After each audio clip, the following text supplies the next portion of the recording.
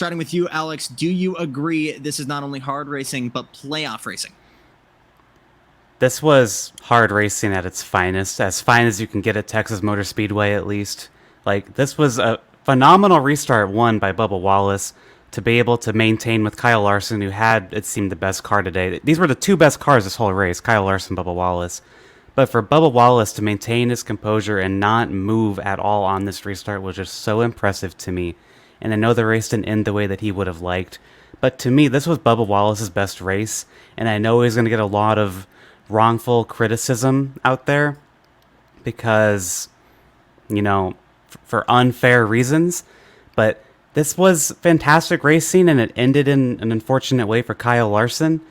But honestly, you had to be perfect right there, and Kyle Larson wasn't able to be perfect. It just snapped loose on him, and it's just something that happens sometimes when you're battling for the lead like this.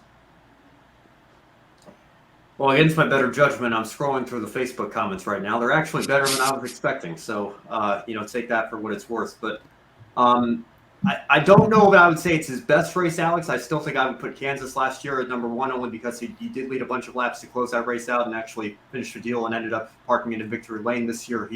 In this race here at Texas, he wasn't able to close the deal. So I would say it's probably his second best race overall of his career. But I guess you can make that argument from start to finish because he started on the pole for this race. Michigan last year comes to mind as well when he got that pole, that track. But it was a great day overall for him. It looked like it was going to be a great day for Kyle Larson as well. But again, if you're blaming Bubba Wallace for this, you're either blind, you know nothing about racing, or you have an agenda. Just as if you're blaming Kyle Larson for this, for running out of talent. I mean, the guy's a Cup Series champion. I don't know what else to tell you on that front as well. I think this was just simply a racing incident. I know we love to assign blame, but believe it or not, those things do still exist. Racing incidents where nobody's at fault. It's just hard racing.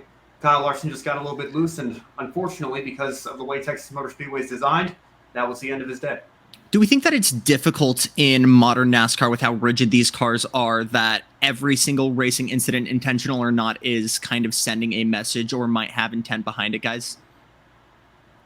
It very well could. I think there's a lot of past things that have happened in the past couple of years, maybe this year as well, that there's just like, oh, well, this happened. It's obviously intentional.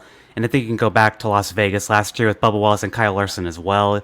And again, I don't think that's the same kind of situation, but for a lot of people, they probably see it as that. You know what I mean? So I just think there's a bad precedent that's been out there, I think, for bad reasons. I don't necessarily agree with it, but I don't know. It's definitely an interesting topic, but it's a racing incident for me, 100%. Yeah. I mean, I don't want to open up old wounds too much, but these are the two worst possible drivers that could be involved in a controversial situation. And we saw that at Vegas last year because, again, for unfortunate reasons, all the political pundits start running with it when it's Bubba Wallace versus Kyle Larson. And, they, like I said last year, 999 times out of 1,000, when they try talking about the sport, they get it completely wrong. So I would hope that we don't see any of that this time. I would think that anybody with eyes that has even the slightest amount of knowledge about how this sport works can understand that nobody's at fault for this incident, at least not intentionally. I guess you could say Larson's at fault because he lost the car, but again, I think it was just a matter of the air getting underneath him and spinning him out. And again, the reconfiguration of this track is terrible, but we don't need to open up those old wounds either. We all know that. It's just hard racing and just playoff racing, like you mentioned as well, Jackson. That's what you have to do with this system in this situation at this point of the year.